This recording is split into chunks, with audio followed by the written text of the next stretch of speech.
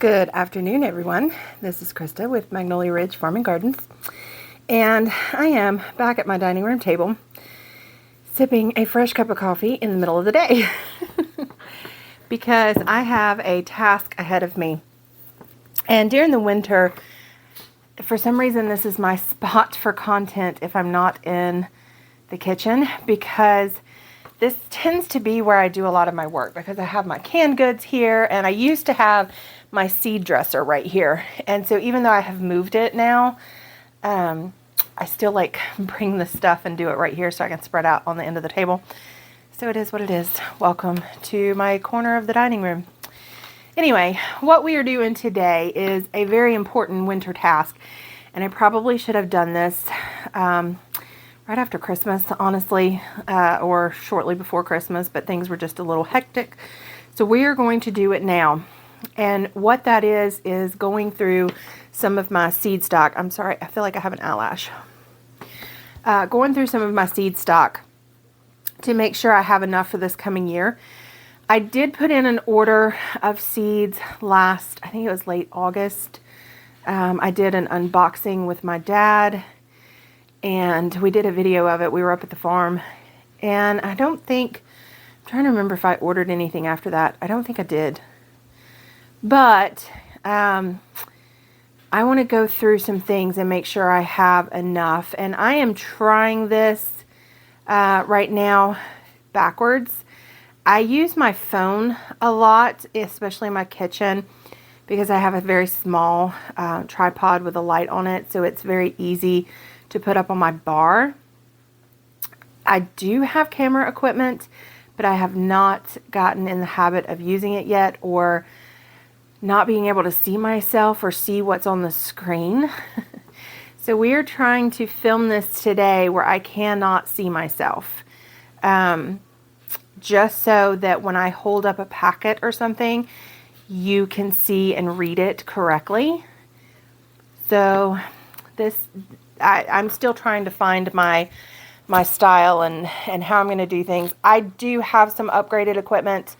And I do know how to work with equipment, but not from a video aspect. So forgive me for quality as I try to find my legs and style. And I wanted to learn the editing software on the computer first, because I do not edit on my phone. And so now I'm starting to pull out some of that equipment and figure out what I need to do. It's a process. So bear with me. This is the first time I'm going to film where I cannot see myself. So here we go. What I have to work on right now are my beans and legumes, because in a recent video I told you about shortages for the coming year, or potential shortages, and some varieties of beans were listed.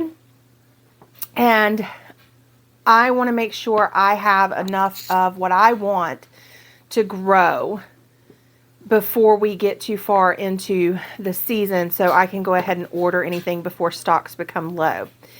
Now, another reason why I want to go through the beans is because my dad typically will grow a very large row of Crowder peas, and actually he usually does 2 rows of Crowder peas and or 2 rows of half runners. The problem is my parents are aging, and I know Dad watches some of my YouTube videos, so I'm sorry, Dad, but y'all are in your 70s.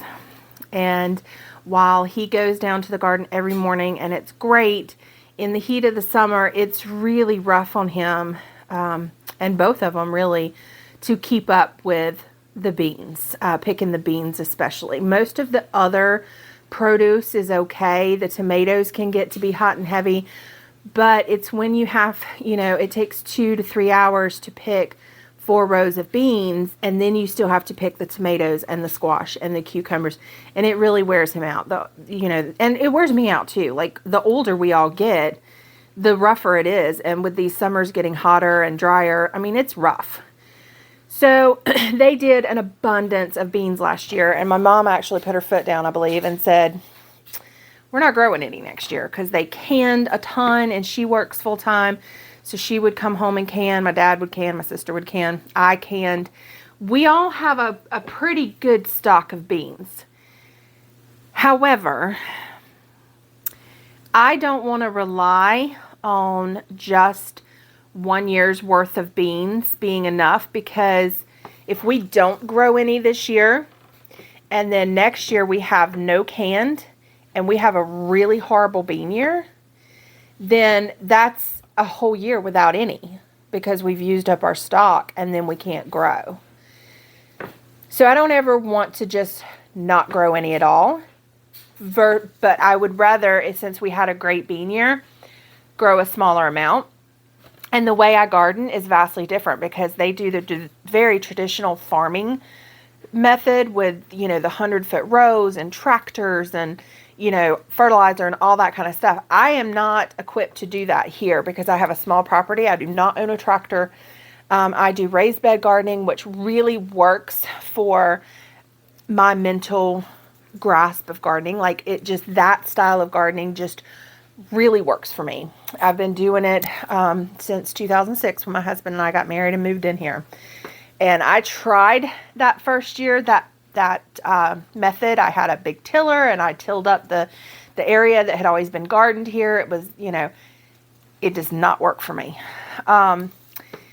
But it does work to grow beans on the trellises. It makes it really easy to pick. And I can grow a very nice variety and a pretty great quantity through the whole season, because we have a long season. So what we're going to do this year is I'm going to grow the beans this year. And, I always grow a few, but I did not grow hardly any at all last year. So I'm going to grow the beans this year, and I am not going to grow squash this year. Squash or melons. The squash bugs here at my location are a nightmare. And from what I understand, part of the problem is they nest in the winter under wood.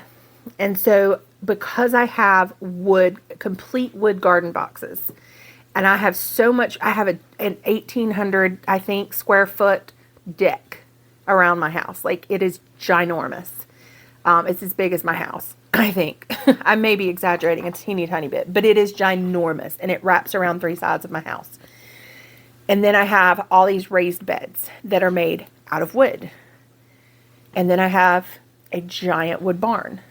So I have all these places that these bugs nest into in the winter. And you'll find them, like when you rake back soil in the spring, you'll find them down in the beds, and they'll be hibernating.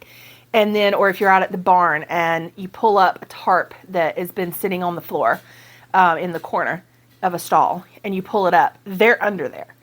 So we are just so severely infested with squash bugs around here that I don't even get any fruit off of most everything I plant when it comes to squash, pumpkin, melons. I even have trouble with cucumbers here because it's just so bad.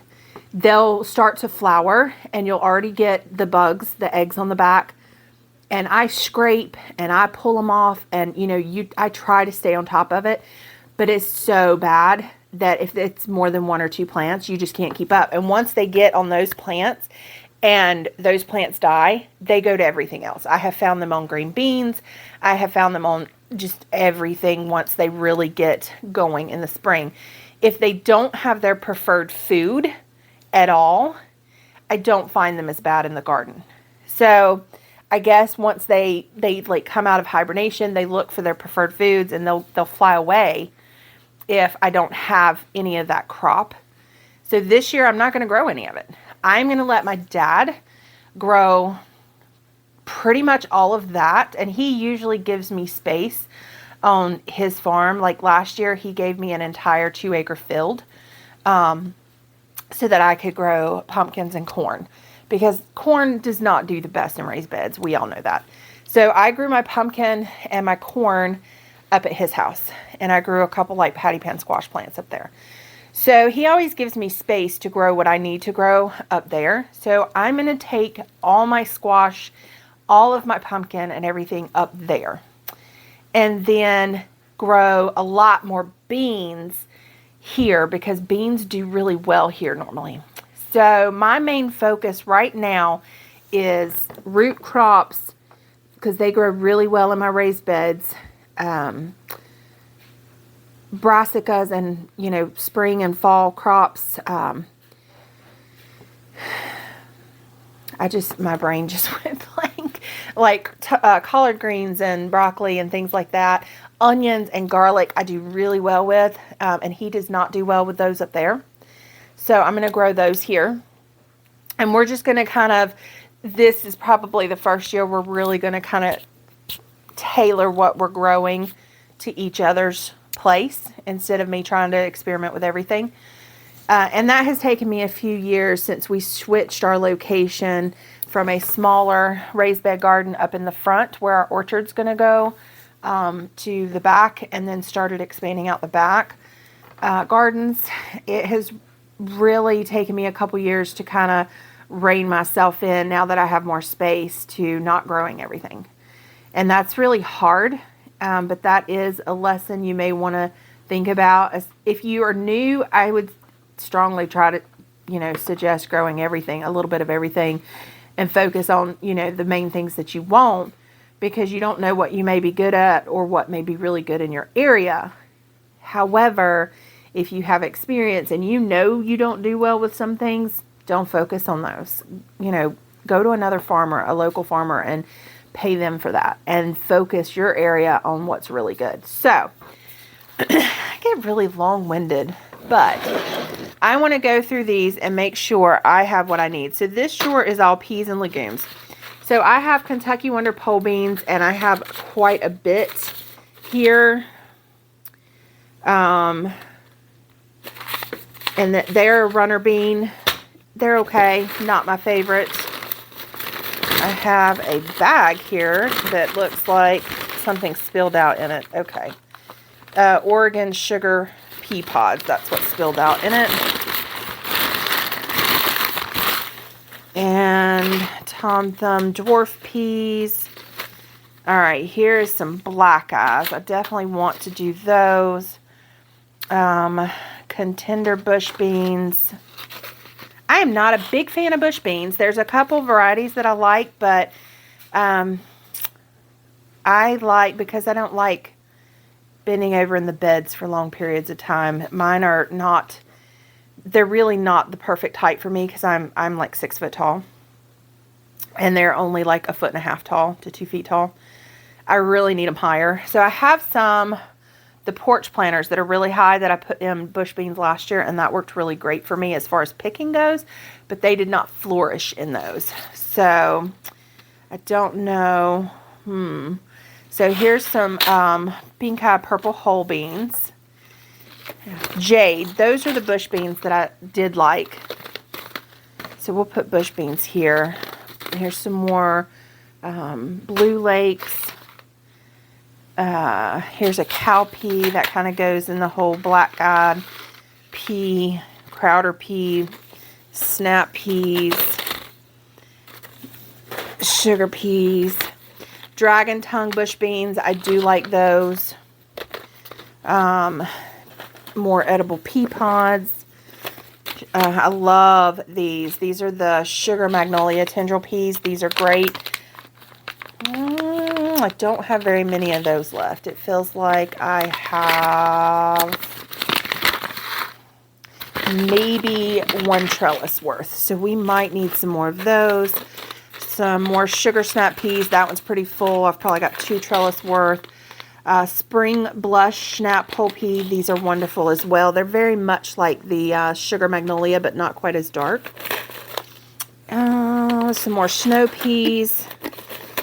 These are some I saved myself, and these are rattlesnake pole. These are one of my favorite pole beans because you can see them and they're so easy to pick. Here's some more white sugar snow peas, and these are shelling peas, I believe. The Lincoln pea. I need my glasses.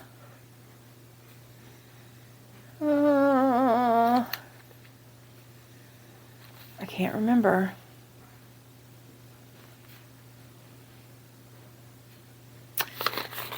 I can't remember if this is a shelling pea or a edible. Here's some more little snow peas in my gardener. Black Valentine bush bean. I don't have very many of these because it was just something that I wanted to try. So we'll just find a spot for those. Rattlesnake pole beans. So I have some more of those. So I have a good 2 trellises worth. Some more jade beans. Some more rattlesnake pole beans. So I'm good because rattlesnake are one of my hot ones. And I am good on those, I believe. I'm definitely good on peas. Good gracious. More rattlesnake beans. Obviously, I was worried about not getting enough of these. A Ferrari bush bean. I have a lot of bush beans and I don't know why. Some beans are given to me. And so I don't pick out all of these. I have some of the yard-long beans in both green and red. I like to grow those for fun. We are not a huge fan of them. They are good sauteed or eating fresh, but I tried canning them and they were kind of waxy when I canned them. So I don't know if I say this one right. Blawhilled purple pole beans. These are another one of my favorite. I love growing these and the rattlesnake pole beans because they're so easy to pick because you can see them. But I have 2 full packs, so that should be plenty for this year. And I can save some for next year. These look like red noodle beans that I saved myself, though some of them do not look to be in great shape. I think that was from 2020. Here's another pack of the Blawhilled, so we're good on those. I have some more purple whole peas. Not very many, but since I have this pack right here, we're fine on that. Some light red kidney beans and some midnight black turtle beans. Now I was very disappointed in this packet right here. I got it from In My Gardener, and it's a approximate seed count of 25. But when this pack came into me, there was like 9 beans in it. And that's really not enough to do anything with. So I haven't done anything with it, and now my germination rate's probably gone down a little bit, so I might get 5 of them to sprout. I will probably just throw them in the corner of a bed and see what happens. But I was disappointed, and I was nervous to order more because if more packets were like that, I felt like it was kind of a waste of my money. But most of my stuff I've gotten from Luke has been fantastic. So, that was just like, a disappointment. So I don't think these 25 kidney beans will be enough to do anything. I'll have to research that because I know like a lot of the whole bean peas, once they kind of put on their pods, that's it. They don't really keep coming back and coming back. So I'll have to figure out if these are like green beans and the more you pick them, the more they'll come back. I don't know if I would need another pack of that. Some Scarlet Runner beans. I have not grown these before. It's a pack of 10, but I know that they'll keep coming back. So I will definitely plant those this year. King of Gardens is a lima bean. They go everywhere. Oh, look, some more block. I have a ton of these. We're good for those. Sugar snap peas. All right, half runner beans. These are my best-selling bean at the market. And I don't know why people around here love these half runners. And that is what my dad grows. Like, he loves it. And this is all I have. So I will try to get some more of these. I definitely need more half runners. And my dad may have some half runners, because I sell those a lot. Dixie butter pea. I think we are honestly good on everything except for the half runners. I'm not going to worry. I might need some more. I'm going to question the kidney beans. I've never grown those before, so I may just, honestly, I probably won't. I will just start with these black beans and these kidney beans in a small spot this year because I have not grown them, and see what happens and see if it's worth buying more of for next year. But it looks like as far as beans and peas are concerned, the only thing I need this year would be some half runners. So that's actually really good. We are good on, I have plenty of the jade bush beans. I could probably use some more dragon tongue, but I honestly prefer the rattlesnake pole beans to the dragon tongue bush beans. To me, they're very, very similar in texture, taste, and looks, and I prefer pole beans.